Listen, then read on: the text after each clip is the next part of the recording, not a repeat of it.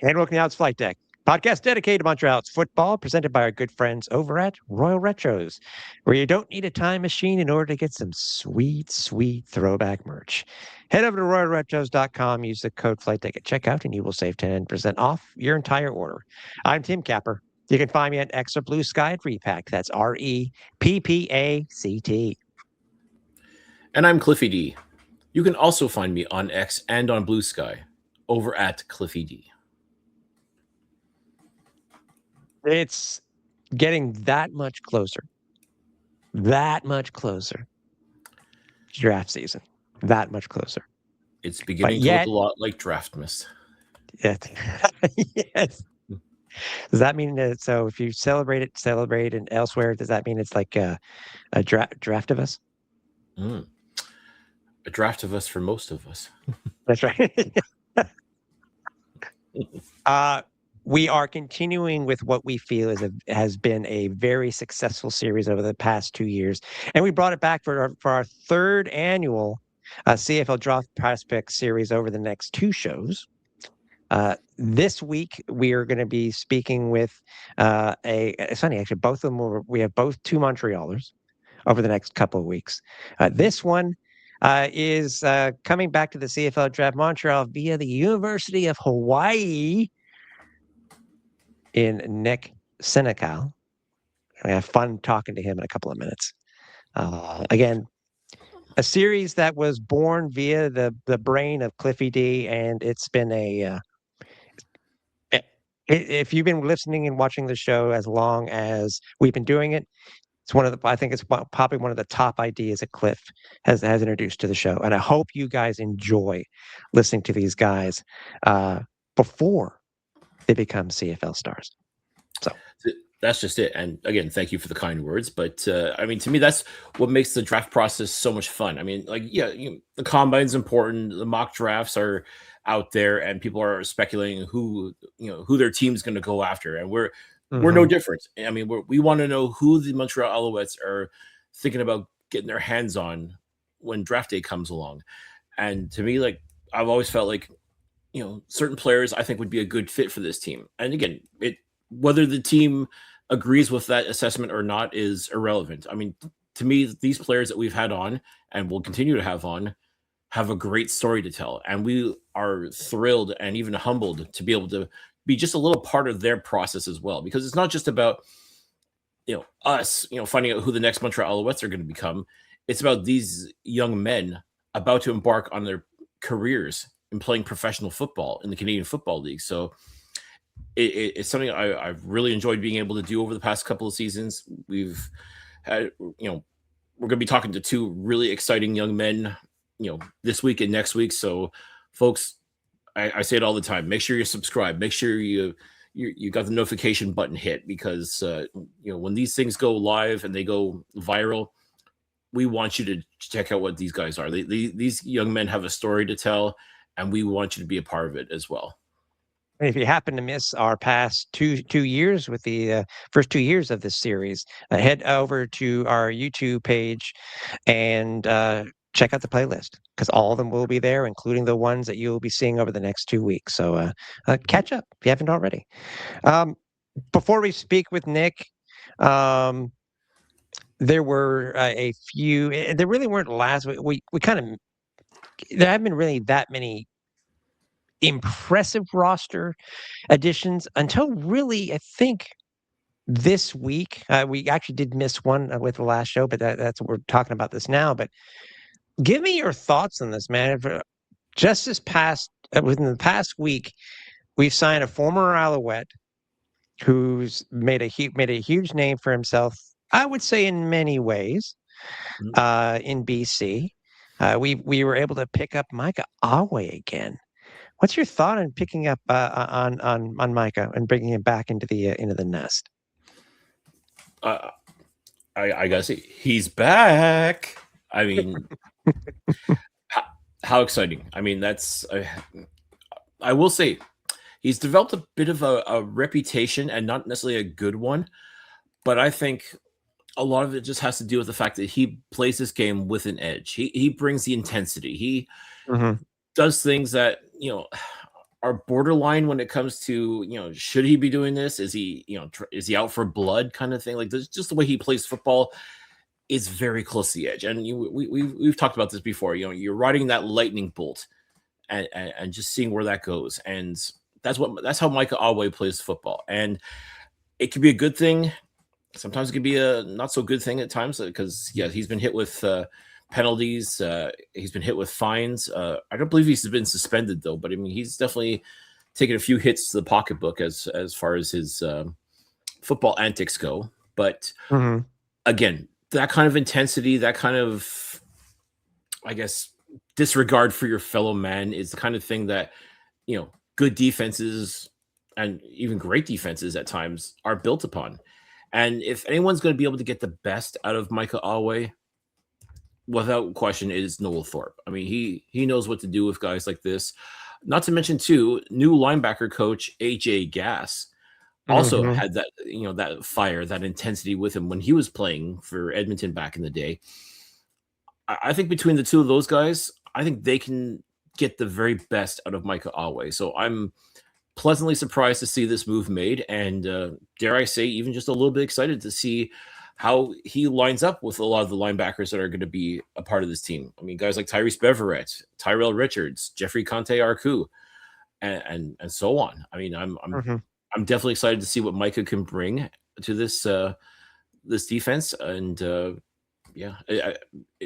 all we know, it could be just like like riding a bike. You never forget. And here's hoping that when Micah takes the field in 2026, it'll be just like it was when he was here in, I believe it was he here in I think it was 2019 that he was here, or 2021, or maybe both. But yeah, it's definitely good to see Micah Alway back in the fold here in Montreal.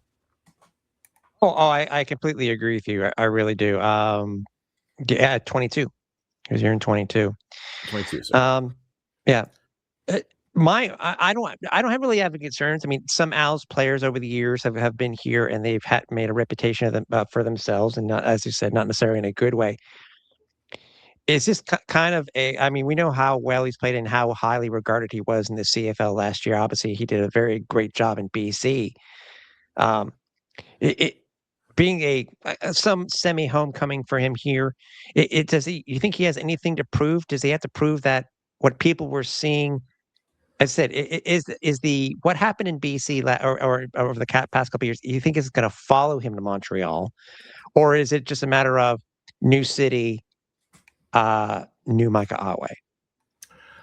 For his sake, I hope it's that. I hope people can sort of leave the past in the past, but invariably, I mean, sometimes your reputation does precede you, and I'm sure a lot of people are not going to be able to forget the quote unquote head hunting that Micah was infamous for, especially when he was with Calgary. Yeah. He was, as I said, played very, very close to the edge, and sometimes kind of teetered over the edge. But as I stated, I think with the coaching staff that we have in place and what this defense is able to get out of players, there's no question in my mind that I think Micah will be a good fit here. I think he's going to be a good soldier, a guy that's going to help contribute and not add to the headaches of, the potential of, this guy going rogue and trying to, obliterate guys. He's going to play hard. He's going to play fast. He's going to hit you and it's going to hurt. But I don't think he's going to be that, that menace that, many people made him out to be over the past couple of years. I think we're going to get the best version of Micah Alway this time around. And as you said, it's a bit of a homecoming of sorts for him as well, as he was here before. But maybe Micah Alway 2.0 as a Montreal Alouette could very well be the best version of him yet. And we've had quite a few players come here that have been the best 2.0 of themselves. So I said we'll see what happens come camp and stuff like that. And also something we not really bypassed. We were talking about the combine last show. The team picked up Sage Dockstader. And you pointed that one out to me. And I know you wanted to bring it up specifically since we were talking about players that the Alouettes have picked up recently. Well, what is it about Sage Dockstader that impresses you the most? Well, I've said it before and I'll say it again, especially, and it's kind of perfect considering it's draft season. You can never have too many good Canadian offensive linemen. And this is a big boy. This is a guy that just brings it every single time. I mean, we're talking 6'7", 343 pounds. I mean, not fat. I mean, we're talking a beast, like true specimen of a human being. Lining up alongside guys like Pierre-Olivier Lestage, Tiger Shanks, Justin Lawrence, Nick Callender. Oh my. I mean, you talk about that Canadian depth. That's so important. And I know a lot of teams tend to go, when it comes to the draft, they load up on O-linemen because, as I said, you can't have too many of them. I mean, as far as I'm concerned. Montreal, same idea, same principle. You cannot have too many good Canadian O-linemen. And even this guy, too, during his draft year was highly sought. And went and played in the NFL, also played in the, I don't know if it was the XFL or the UFL or whatever they called it at the time, but he had a bit of time there as well. But yeah, he's now here in Montreal, and I'm very excited to see what he can do in an Alouettes uniform because, as I said, protecting the quarterback is the utmost of importance. And like I said, with an absolute unit like this in front of him, I definitely think Davis Alexander is breathing a huge sigh of relief. Like, he doesn't have to worry so much because look at the guys that are in front of him and blocking for him. I mean, and then you add this behemoth to the list. Whew, I guarantee Davis is sleeping pretty damn good at night knowing he's got guys like that covering him or saving him or protecting him. Sorry, this is how it should be. I will admit, big boy. Now, when it comes to new players, they're also, as we've seen over the years, and we joke many a time, it's not necessarily the amount of players that we have there, but it's also the potential changes when it comes to roster and player uniform numbers. And the Alouettes did announce some of the changes that we're going to be, some of the new players are going to be adopting, and some of the players that we've had on the team are going to be going by a different number on their jerseys, aren't they? Yeah, it's funny. It became a little more prevalent after the Alouettes had won the Grey Cup, which made me laugh because there was several number changes. Like, they just got their rings with a certain number on them, and now they're wearing another number. Like, biggest example, Davis Alexander. When the Alouettes won the Grey Cup in 2023, he was wearing number 3 as sort of an homage to Vernon Adams, who helped mentor him, during his rookie season. But then he switched to number 10 for great reasons. No, don't get me wrong. But the fact of the matter is he's got a Grey Cup ring with the number 3 on it. And he's currently rocking number 10. Pierre-Olivier Lestage, same thing. He's always worn number 66, but it wasn't available at the time. So they gave him 68. I believe his Grey Cup ring also says 68. His jersey's 66.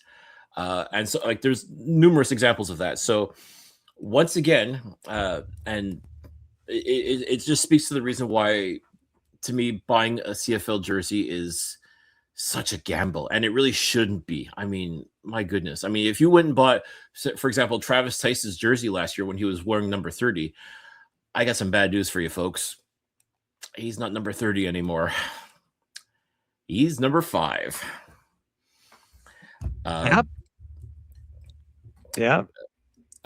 Don Callis, who we interviewed at Grey Cup, he was rocking number 35, and we talked to him about the importance of him wearing number 35, being a rookie, and kind of going through the same things that another rookie who was wearing number 35 during the Grey Cup year went through. I don't know if that sort of spooked him, maybe that I wore 35 and I didn't win the Grey Cup. Maybe I need to make a change. Who knows? But Don Callis has now switched to number 21. I mean, those are the most notable changes of players that were there last year for the Montreal Alouettes. But again, new players come on board, and they got to take numbers. So let's delve into that a little bit. Jonathan Sutherland, just like he did when he was playing for Penn State, is rocking the number 0. He is Agent 0. So I can't say I'm surprised about that. I had a feeling as soon as word got out about New Jersey numbers, I had a feeling he was going to be going for number 0 because with Sean Lemon, who was wearing number 0 last year for the Alouettes. With him no longer being on the team, that number became available. Jareth Stearns, friend of the show, we just had on. We and actually talked to him about what number he'd be taking, and he was a little non-committal, as I recall. And I'd mentioned like 89 is available. I mean, you could wear it, you could take that, and I don't know if he already had it in his mind that he was going to change his number, or if he was going to keep it, or I don't know what the process was with Jareth. But lo and behold, he does have the same 89 that he wore when he was a member of the Winnipeg Blue Bombers, and also with the Saskatchewan Roughriders. I believe he was he 88 or 89? I think it was 89 for both. But in any event, number 89 for the Montreal Alouettes is now Jareth Stearns, whereas last year it was James Letcher Jr., who, interestingly enough, goes to the Saskatchewan Roughriders. Yeah. You talk about two. We talked some of the other ones too. Finally, being able to get, our new QB two. Dennis Crum, takes was 16, and it's funny. I mentioned this to you once we saw that 16. What is it about 16 and the quarterbacks at 4 and 16 for the Alouettes? I mean, listen, it would be weird to see quarterbacks wearing number like 73 or something like that. So I mean, you see that in college football, but in the pros, it's got, like, if you're a quarterback, it's got to be 0 to 20 for sure. Yeah. And I figured he would have gone with 18 because, to the best of my knowledge, 18 is not taken. So he was wearing number. Check. Yeah. He was wearing number 18 with the Ottawa Redblacks, but maybe new team, new identity. Sometimes players do that, and okay, that's certainly their right. I would have to double check too if maybe Dustin wore 16 in college. So maybe that, again, that's for a lot of these players, that is their motivation. If they can get their college number, they certainly will. Travis Tice, he had number 5 in college. Sutherland, as I just said, 0 in college. So perhaps Dustin Crum decided, or it could just be a simple matter of new team, new identity. So now he's rocking the number 16 that last year James Morgan was rocking. The one that I think is really interesting, Devontae Dedmon. I was about to say, yeah. Infamous for being number 17 for the Ottawa Redblacks. Obviously cannot be number 17 for the Montreal Alouettes because Cole Speaker has that number sewn up. And at this point now, I couldn't imagine Cole wearing any other number. And I figured if he was going to switch numbers, he would have done it by now because he's essentially a veteran of this team. So if anyone had the right to switch numbers, it would be him. Right. And there's no indication of that. So I guess the number 7 does have some sort of importance to Devontae Dedmon. So if you can't have 17, go with 7. So there's no Trevor Harris or Cody Fajardo or Shea Patterson, to have that number now. So it's all Devontae's. So that's going to be a little weird to see because I know that there were a few Fajardo jerseys in the stands last year and the year before. So now I don't know if you're just going to have to cover up the name and put Dedmon on there. So I swear, CFL teams really need to do something about that. Like, again, player number changes are inevitable at times, unfortunately. But I mean, there must be some sort of sources, or as I've suggested, get like nameplates, like keep the number on the jersey, but just put like Velcro nameplates, and just player changes their jersey number, just rip it off and just put the new name, name on the back. I agree. That's how I would do it. But no, for sure. I completely agree. But I agree with your statement earlier. It's tough when you're wanting to buy a jersey. Thinking of it, this is Davis's 3rd number, if I'm not mistaken. DA, isn't it his 3rd number? He had a rookie number, and yeah. So it's tough. But it is what it is. And that's the thing. And also too, I think that's why you see a lot of these, people wearing still Anthony Calvillo and Ben Cahoon jerseys. Like it's kind of weird calling them new jerseys because they've been around now for 7 years. Modern. Yeah, the current iteration of the Montreal Alouette uniform, it's kind of weird to see Calvillo 13 or 86 Cahoon on the back. But at the same time, those guys are never going to get traded. They're never going to change their number. Like, those are retired numbers even. So That's true. It is as close to a safe purchase as one can make when it comes to buying a jersey of the Montreal Alouettes. It's just it's still kind of weird or off-putting to see myself. But again, that's just me. I mean, listen, it's your money. Do whatever the hell you want with it. But I mean, it's just kind of crazy to think, though. Like, I mean, like, for example, Davis Alexander. If you were to follow his career path, yeah, his rookie season he wore number 17. Then he switched to number 3, won the Grey Cup, and now he's rocking number 10. And he did tell us last year he's not switching anymore. Like, he is staying with number 10, which he's making it his own, and I love it. I absolutely love it. Which we understand why too. I wouldn't want to change either.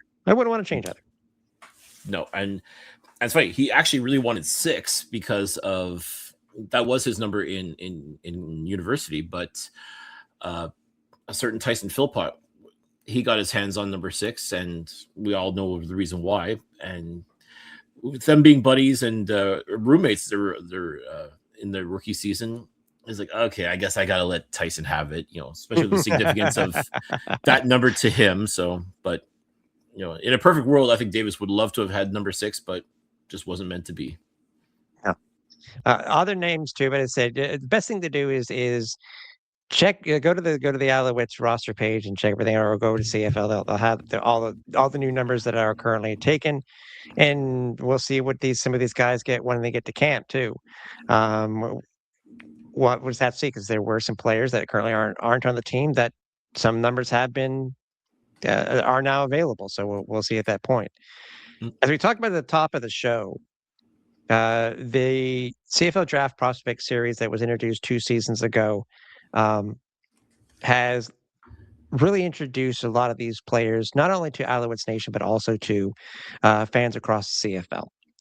And we felt, again, it was when we were actually prepping for the season, we wanted to see where we were going to be specifically when these 2 shows were going to be taped and broadcasted. Well, this week is one of them.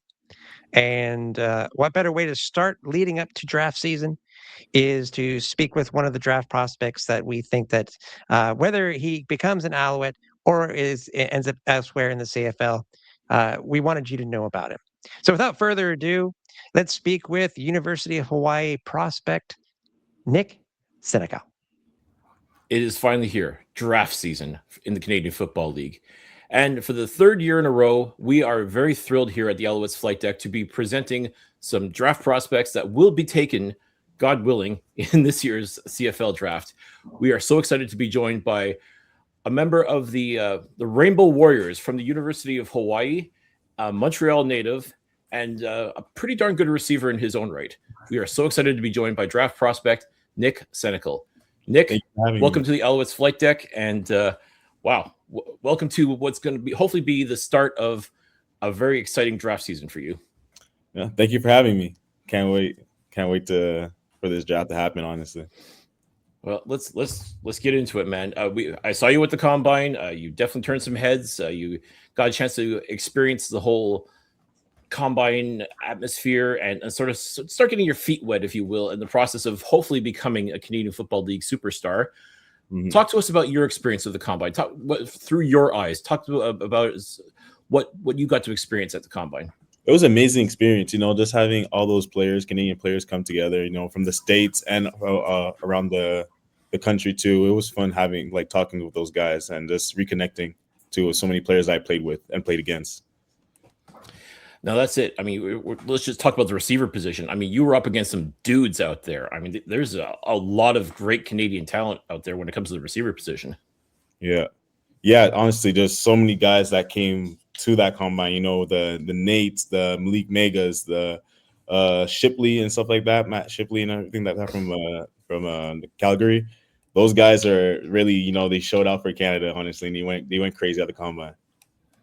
That's it. And again, in my opinion, I think the one area the Montreal Alouettes need to improve upon when it comes to their Canadian depth is receiver. Yes, they do have Tyson Philpott, arguably the best Canadian receiver in the league right now. Yeah. They got Hakeem Harris, who is an absolute stud, just waiting to, I'm expecting big things out of his sophomore year. You got Regis Sibasu, who's a U Sports legend and a very solid special teamer as well. And that's it.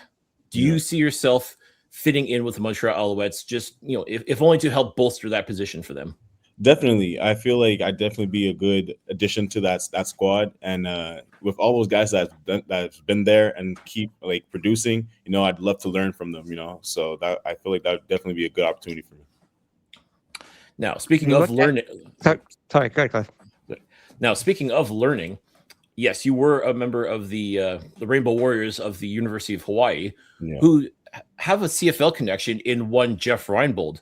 Your former, I believe he was the defensive line coach at the University of Hawaii. Yeah. So he's gotten to see you in action. Like, he's seen you up close and personal. Yeah. Now he's coaching with the Ottawa Red Blacks. Yeah.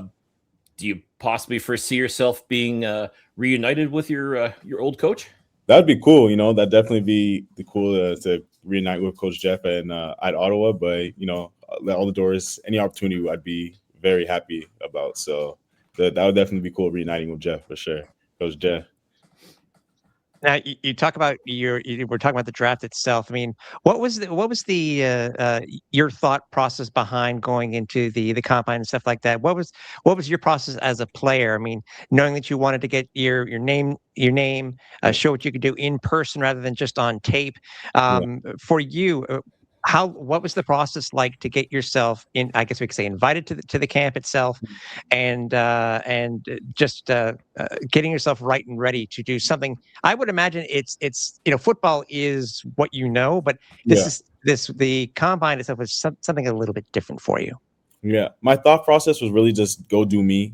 I wanted to go to the combine to improve on my numbers from pro day, and I also wanted to a chance to just talk to all the coaching staff and organizations and stuff like that. Let them know my true character. So I felt like that was the best. That was really my thought process going into that. Was anything that once there seemed a little overwhelming to you, or underwhelming even so? Because as I said, it's a completely different thing. It's like a tryout in essence, before every single team in the league. It's going to do anything different like you would normally do, say for instance during that you would for game day.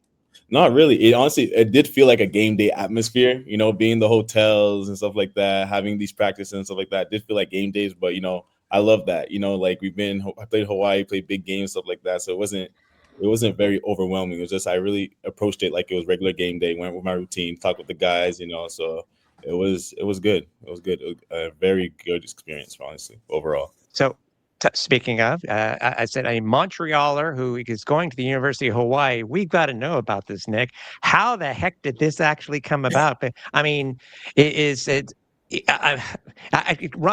through the process, because as I said, a Montrealer in Hawaii playing college football in the NCAAs. Yeah. How'd that come about? No, my story is pretty unique. I'd say, I went through the CJUP ranks. I don't know if you guys know about Montreal CJUP and everything. So, which one? Vanier College.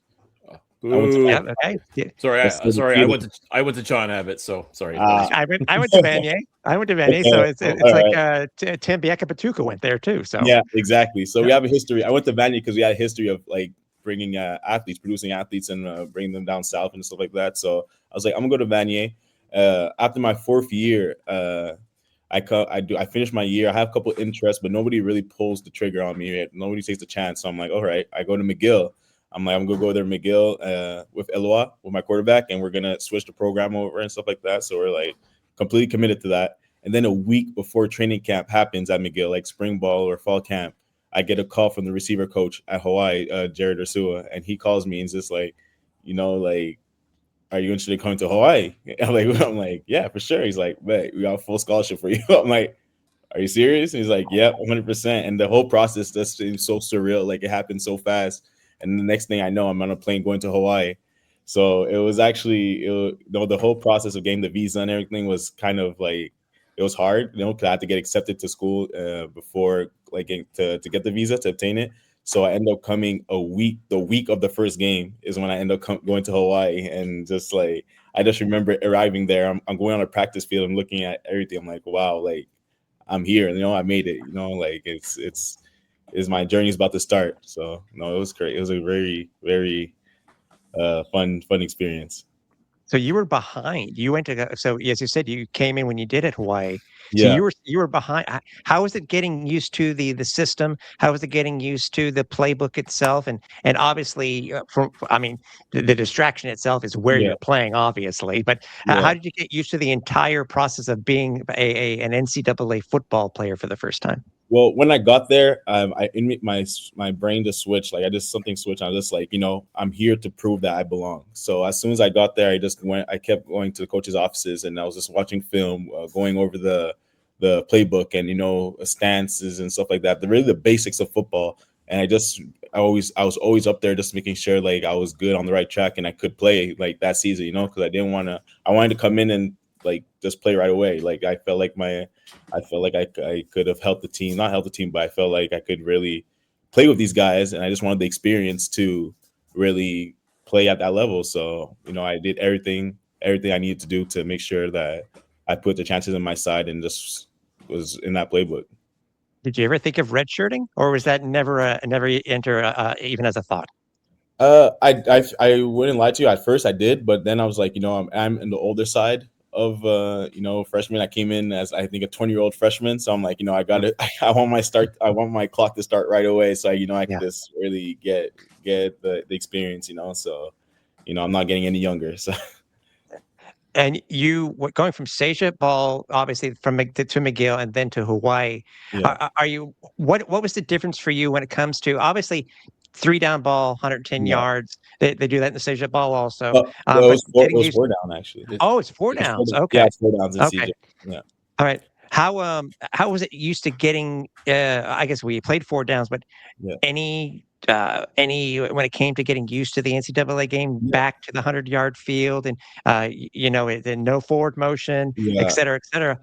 How much time did it take for you to get used to the I guess we can say to the 100-yard football, game? It took quite some time, not gonna lie, because and CJ ball in Canada ball, I was off the waggle. I was in the slot, so I came out the waggle. So I didn't really get into the stance. Well, would just sent me and I send me and I'll just start running, So like I really had to start when I told you they taught you the basics, like they taught me how to get into a stance, they taught me how to releases and stuff like that, because I really was there and just like what is happening, like I wasn't accustomed to the rules or anything at all. So I'm not gonna lie to you. It took a couple weeks for me to get adjusted, but once I did, it was up from there. I always progress every year, and every practice. I was trying to progress and just improve from the last outing. So that was my mindset going for sure. How are you when it comes to getting used to the playbook too? Because obviously, being in football as long as you have, I mean, it's you always have had different types of playbooks throughout Yeah, your career when you were young and stuff like in Sejep and McGill that too. But when it comes to playbooks, are you that type of football player that you are can take to a playbook easy, or are you the type of player where you want to look at the playbook, make sure you get all the intricacies down to the T, yeah. and make sure that you learn it correctly? A bit of both, honestly. I definitely want to get everything. I want to know everything about the playbook and the insides and out of it. But I feel like playbooks are relatively easy to come to understand a lot, because again, it's all the same concepts, but some of them has different names here and there. Some things might tweak here and there, but I feel like I pretty easy for me to grasp a new playbook for sure. Mm. Okay. Now, big question here. All your friends and family in Montreal, Yeah. watching games in Hawaii it's not like TSN's featuring them. Like, No. do they have a chance at all to watch? I mean, especially with the time difference and everything like that. Like, it must have been extremely tough for people to follow your progression. Yeah, it definitely was hard for them to follow. A lot of like we're 6 hours behind in Hawaii, and from Montreal. So you would sometimes they'd catch the first quarter or tell me they watch the first half and then they'd go to bed. But I really wasn't. For me, I just wanted to produce on the field, and like they'd hear about how good I'm doing. I didn't really mind that they weren't watching it. I just wanted them to hear that. See like, oh man, Nick had a good game. Like I seen this, that. That's how like showed my family, you know, what I was doing and all that. So yeah, that's how they get tabs on me. Yeah, I'm lucky with IPTV. I'm able to stream all kinds of ESPNs and what have you. So at least I was able to, once in a blue moon, I'd be able to catch a Hawaii game. But I mean, that's late start time though, like 11:30. You're like, it's still going on. Like this is Hawaii test, they call it. You're a sickos committee guy. I respect that. Yeah, for sure. Awesome. All right, Nick. When you were growing up in Montreal, I'm sure you were following the Montreal Alouettes. Was there any one particular player or anybody, maybe not necessarily with the Alouettes, but also in the league itself, anyone that you sort of modeled your game after, like someone who you looked at and said, yeah, that's who I want to be like? Nobody that comes to mind right off the top of my head, but you know, I used to always wake up and watch Chad Owen's highlights. So it was really fun, you know, like every morning they'd pull up his highlights on ESPN, and it was crazy when I went to Hawaii. The first person I see was Chad Owens on the sideline, and I'm like, "What?" I'm like, "That's Chad Owens." I mean, like for a Canadian, you know, for a Canadian growing up in Canada and just seeing him every morning having some crazy plays for Toronto Argonauts, it was surreal seeing him for sure. Definitely had a starstruck moment.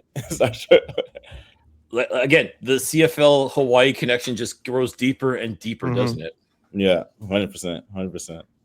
Same thing with Chad. Martinez too. Chad too. 6 degrees of separation for Chad, because he also was, for a hot minute, he was a Montreal Alouette. Yeah, exactly. He tells me all about that too, all of his path and stuff like that in the CFL. So it was cool, definitely having him over there.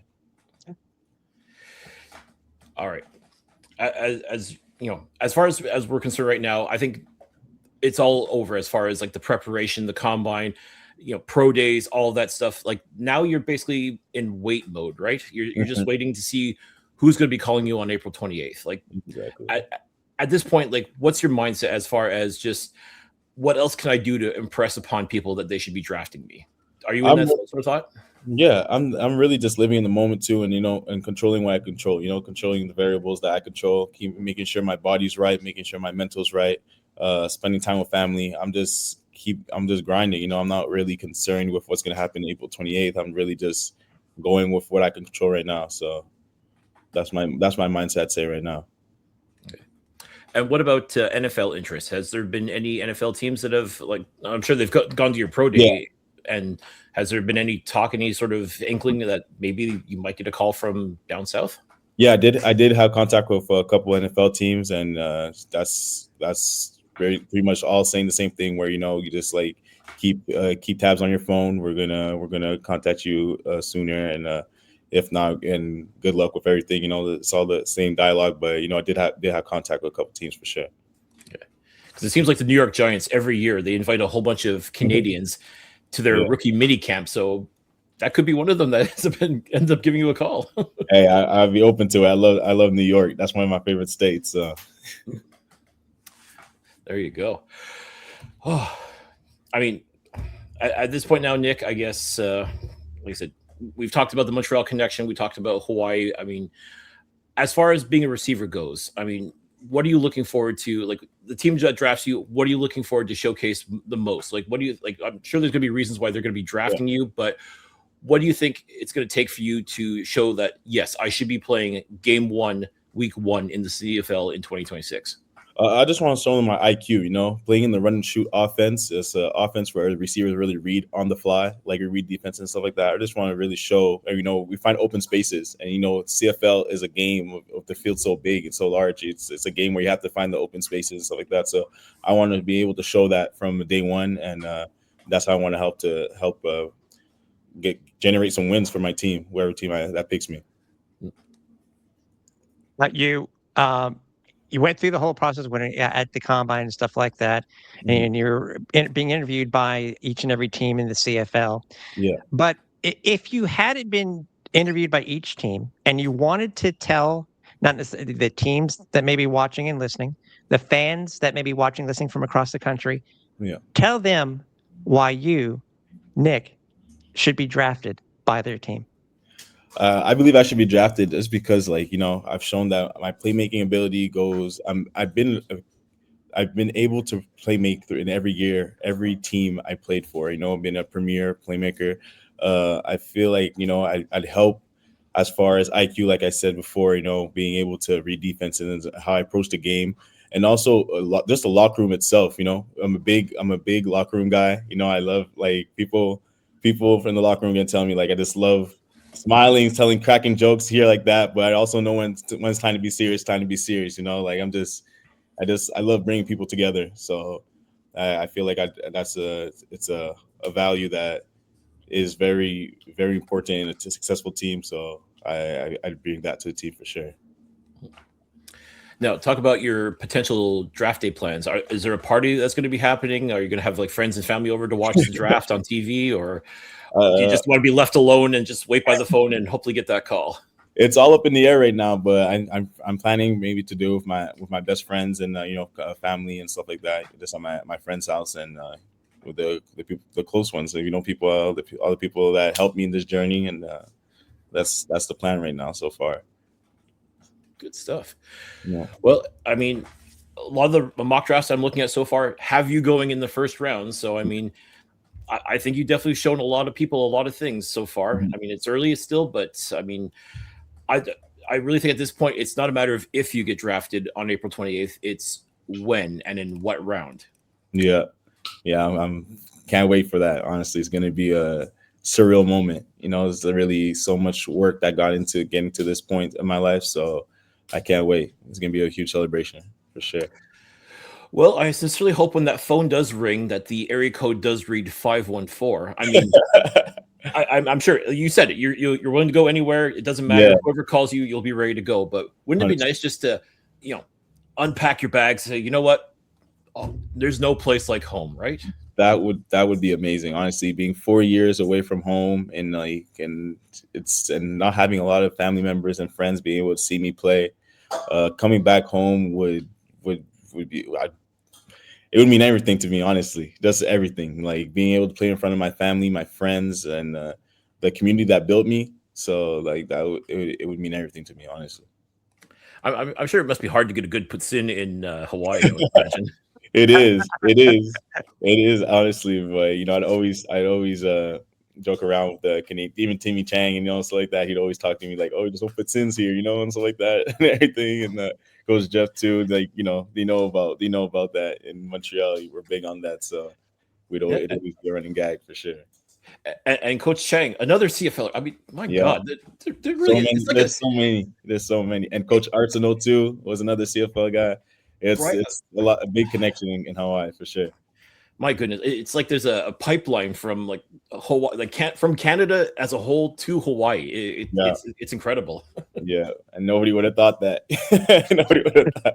Especially a kid from Montreal who just happens to know how to catch a football, right? Yeah, exactly. The furthest, I always say that, it's like literally the furthest university I could have been to, and end up happening for me. So it's a blessing. It's truly a blessing. Now, if when it comes to social media and stuff like that, I mean, are you active on it? I mean, if anybody would be able to try and follow you on social media, would they be able to do so, and where? I'm very active on Instagram. I'm trying to build a following on there too. That's the main platform I'd say right now. Twitter too. I'm maybe not posting, but I'm always looking at like the tweets and stuff like that, what's happening around the world and what's happening in the football industry and everything. So yeah, definitely. But Instagram would probably be the go-to for sure. Nick _Cenacle. So yeah. There you go, ladies and gentlemen. Give him a follow. You want to. I mean, you could be playing for your team. You never know. Yeah. Nick, this was an absolute blast. We are so excited for you. We're so excited to be a part of your journey. Like I said, it really is just a simple matter. April 28th, someone will be calling you. We're hoping it's going to be, again, the Montreal Alouettes saying, "Hey, man, we want you to be a part of the team." Yeah. And, hopefully you'll be able to say we or yes. So, I know you speak French, so you'll be. I think you'll fit in just fine here. So. For sure. No, my French is there. It's a bit rusty, but hey, that didn't leave. I think. Are you telling me that you didn't get a chance to practice a whole lot of French in Honolulu? Not really, but hey, some people were speaking like people from France. There's a lot of people from France that was on the varsity teams and stuff like that. So it'd come back here and there. I'd speak, but yeah, it's not. It's a bit rusty right now for sure. I was telling him before, Cliff, is that he would have to say, remember to say merci and not Say mahalo. Mahalo, yeah. Yes, yes. I'm always. It's actually funny because in Hawaii, we just always do a shaka. And now everywhere I go, this I say hi, this I say bye. It's so funny. We got to get you reacclimated to Canada, bud. No, for sure. Nick, thank you so much for joining us here on the Alouettes Flight Deck. We appreciate you being a part of this journey for you. We're so excited for you, and best of luck to you. Whether you end up in Montreal or anywhere else in the Canadian Football League, we'll be pulling for you. Wishing you all the best in your future career as a professional football player, hopefully in the CFL and hopefully for Montreal. Thank you so much, and thank you for having me too. As you stated at the beginning of the show, as I just stated before the interview with Nick, you learned some things about these young men, and what drives them. It didn't make the cut, but I can say what we learned. The stuff that we learned outside of the interview makes me enjoy the series even more, because everybody in CFL Nation will learn about these players some way, shape, or form, and they all have different stories. And just to be able to see them hopefully thrive in the CFL, that's what it's all about. And obviously, we wish nothing but the best for Nick. And hey, as we mentioned, it would be nice to see him in Alouette colors. But no matter where he ends up, we will support him 100%. Yeah, I mean, to me, I couldn't think of a better. Again, we keep talking about homecoming when it comes to these things, but I mean, in a sense, that's what it is for Nick Cenacle. I mean, this is a Montreal kid, had to, go all the way to Hawaii to, learn his craft and become the player that, is worthy enough to be drafted into the Canadian Football League. And as I said, it's not a matter of if he will get drafted, it's when and in what position. And I'd be thrilled. And quite frankly, Alouettes Nation should be thrilled if they decide to go to the route of bringing home the hometown kid, one of several that are going to be in this draft. There's a lot of Quebec-born players that are in this. And as far as I'm concerned, I think Nick definitely would fit in extremely well in this receiving core, be that depth that Tyson Philpott needs, and I think could truly become a playmaker in his own right. So we were so thrilled that we had the opportunity to chat with Nick Cenacle. As you said, we certainly wish him all the best. No matter where he ends up in the Canadian Football League, we'll be pulling for him, because he's just as fantastic as he is shown to be on the field. I think he's 10 times better off of it. So how can you not root for somebody like that? Oh, 100%. Want to remind everybody. By the way, stay tuned for next week's show. We have part 2. We have part 2 of this series, so stay tuned. We are on social media. You can find us anywhere. If you want to listen to our archive, all 10 plus seasons of it, head over to www.alouettesflightdeck.ca. If you're looking for us elsewhere, you can find us on X or Blue Sky over at Alouettes FL Deck, Facebook over at Alouettes Flight Deck Pod, and Instagram and YouTube over at Alouettes Flight Deck. Speaking of YouTube, make sure you do you hit the bell button so you can be notified when a new show is available, or we do go live, because we're getting that much closer to being to broadcasting from day one of Alouettes training camp from Quebec City. Also, you're looking for reps and merch? Hey, it's coming up soon. You maybe want to rep the pod, whether it be part of any of the If You Know line, or Cartoon Bird 56 logo, whatever it may be. Head over to flightdeckgear.ca and pick up some merch. And lastly, we want to thank our presenting sponsor, Royal Retros. If you go to royalretros.com and use the code FlightDeck at checkout, you will save 10% off your entire order.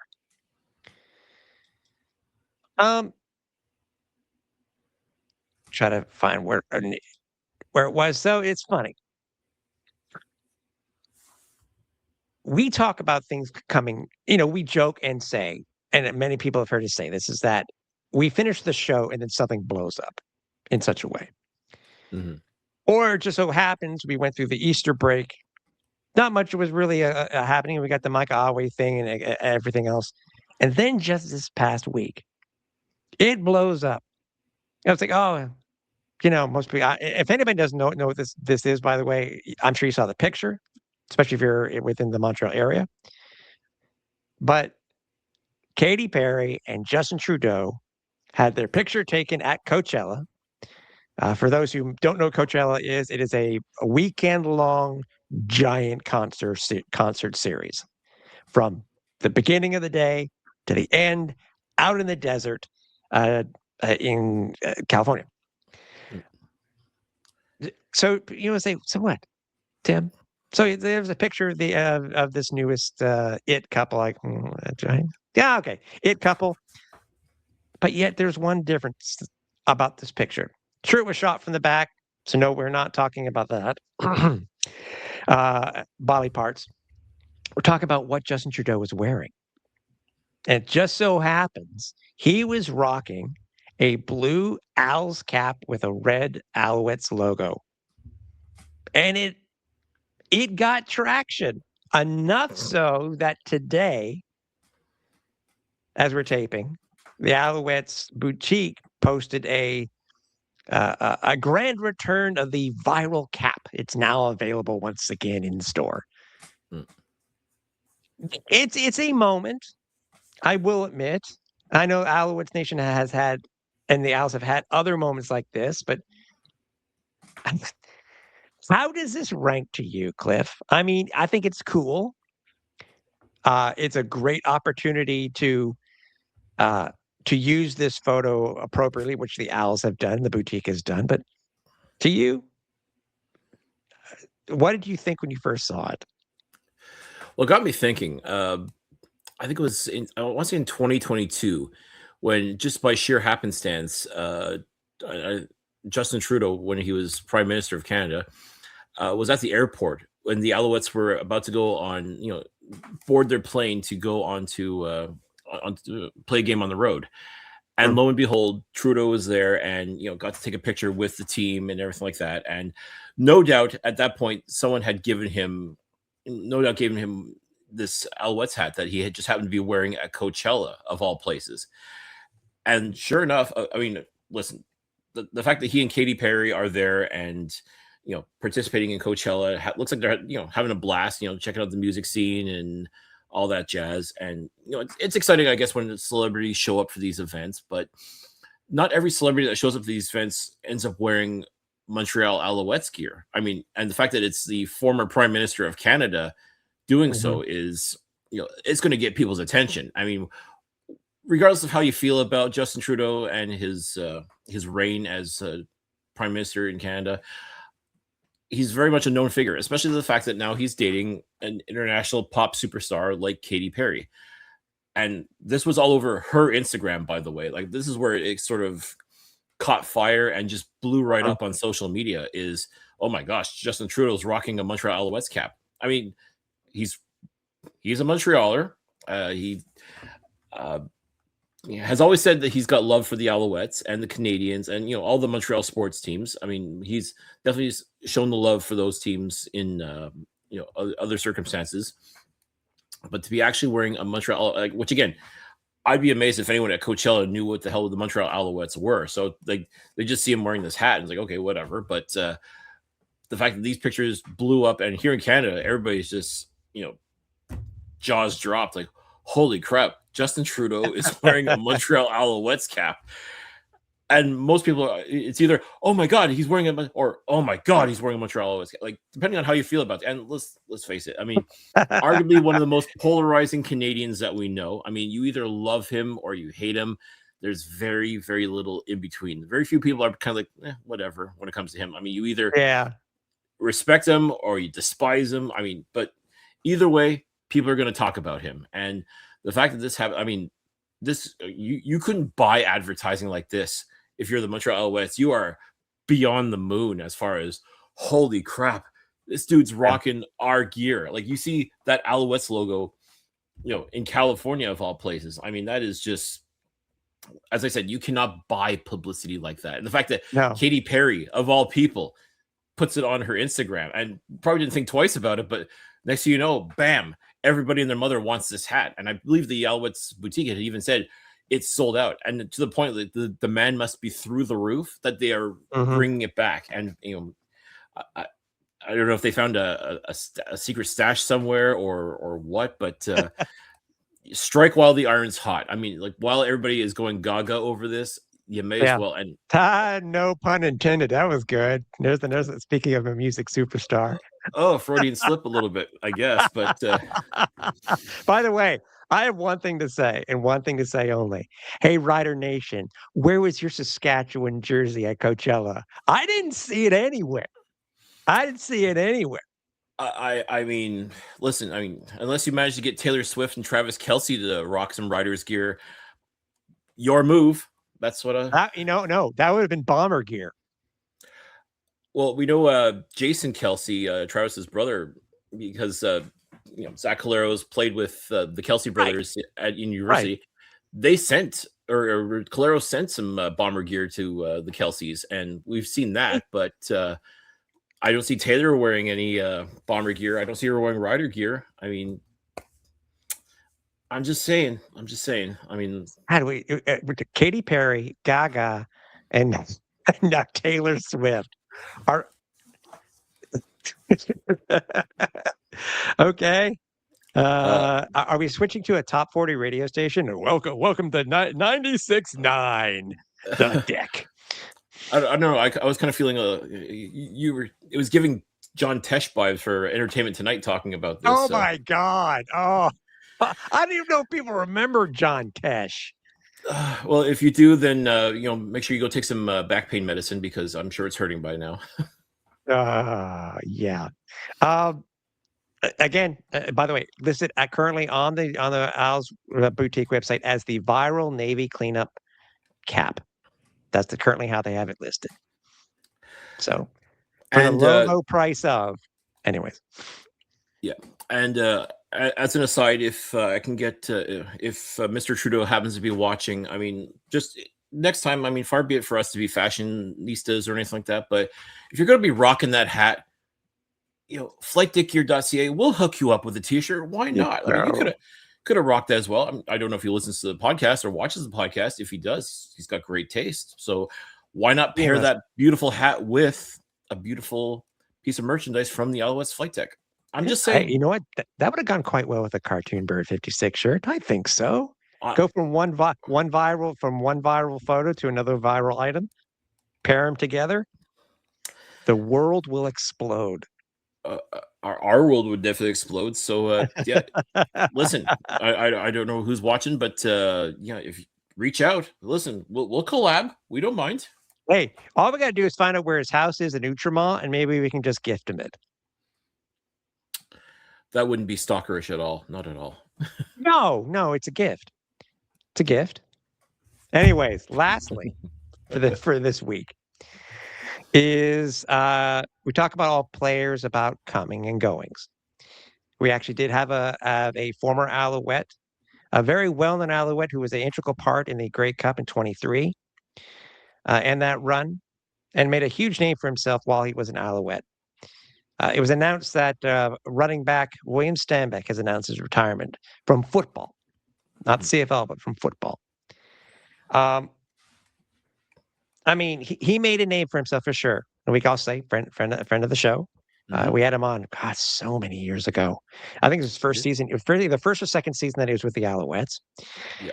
And if you talk, I mean, he had a great CFL career. Unfortunately, the last couple of years, he was, the injuries did catch up to him a little bit, but still, he was still an integral part when he was with our nation and stuff like that, and BC and stuff like that. Mm-hmm. What's the one thing that you're going to remember the most when it comes to William Stanback as an Owl? Well, you talked about the fact that he's a Grey Cup champion in 2023. Mm-hmm. He was very much a part of that. Scored an absolutely incredible touchdown in that game as well, rushing touchdown. Yep. For me, it would be seeing Will after that game. There with his family, and just congratulations coming about. And I just remember him saying, "We did it, Cliff. We did it." I'm like, "We? Who's we? You did it."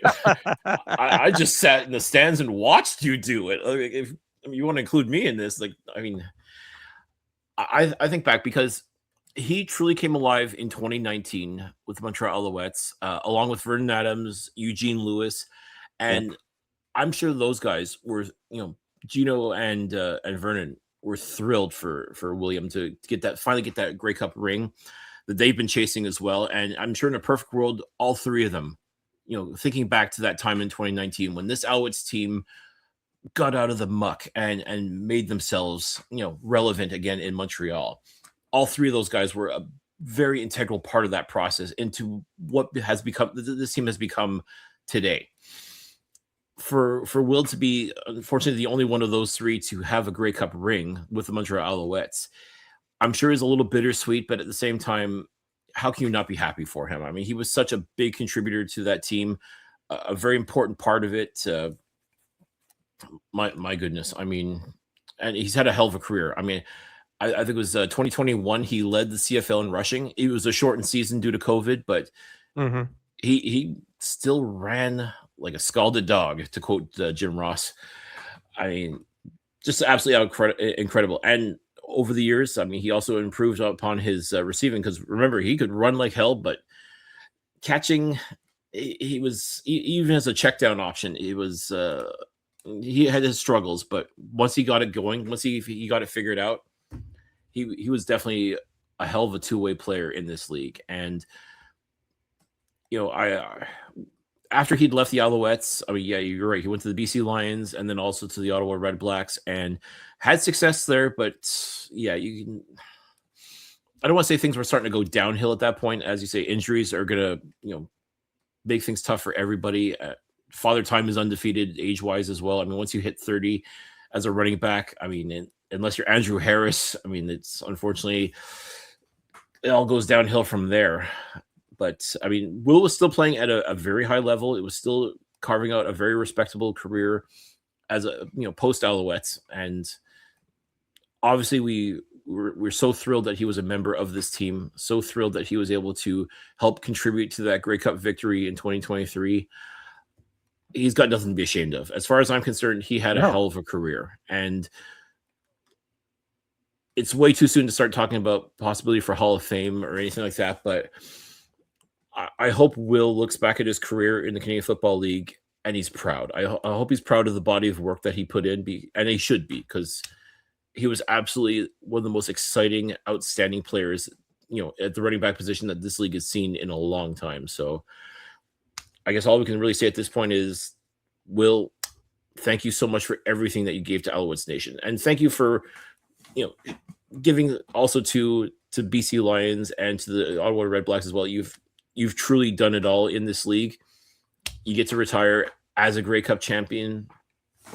I mean, it's you couldn't ask for better as far as I'm concerned. So definitely we wish him all the best in his whatever the next chapter holds for Will. I don't know if he wants to think about coaching, broadcasting, or anything like that, but there's no question in my mind, whatever it is that he chooses to do in his post-football career, he's going to be great at it. Just like he was great in the CFL, there's no question in my mind he will be great out of the CFL as well. For me, I think one of the defining moments was the Grey Cup touchdown, which started the Alouettes on their road back to winning that game. Mm-hmm. I think it was one of the games too that you were there to witness. Obviously, is as it seemed to be over the past couple of years, it was William Stanback in the rain at Thanksgiving. I can't remember what year it was specifically, but he was just an absolute beast in that game. And the other thing, too, is that he will be a part of lore when it comes to Alouettes, the Alouettes history. It's because people need to remember he's one of, if I'm not mistaken, a very few players in Alouettes history to rush for over 200 yards in a single game. And he did that in 2021 versus the Toronto Argonauts. So he made a huge impact. I mean, I think 200 yards puts him up there. I think Mike Pringle did it also. So he's in that upper echelon of the Alouettes record book when it comes to what he was able to do as an Owl. So it's tough to see some of these guys go, but you know what? Overall, when you look at his career, Cliff, yeah, he made a hell of a name for himself, not only with Montreal, but he did a great job in the CFL itself. Without question. So, yeah, again, Will, thank you so much for everything again. And hey, I think it was in 2019 that we had him on the Alouettes Flightdeck. I mean, if he wants to come on and maybe let's look back at that incredible career of his. doors open, my man. If you want to come holler, we'll have you on. Absolutely. Exactly. So as we mentioned before, there's part one of the CFL Draft Prospect Series was this week. Don't forget to stay tuned for part two, which will be next week. We're now getting on to that time of the year where we are going to be going week to week, all the way through the end of the regular season, playoffs, and Grey Cup. So stay tuned. Again, we will be back next week. We do want to thank Nick Cenacle for joining us and joining our series. And again, join us next week. You'll love it next week too. Leading up to what is, for a lot of people, fun time watching the CFL draft. So for everybody here at the Alouettes Flightdeck, for Cliffy D, I'm Tim Capper. We're on Final Approach.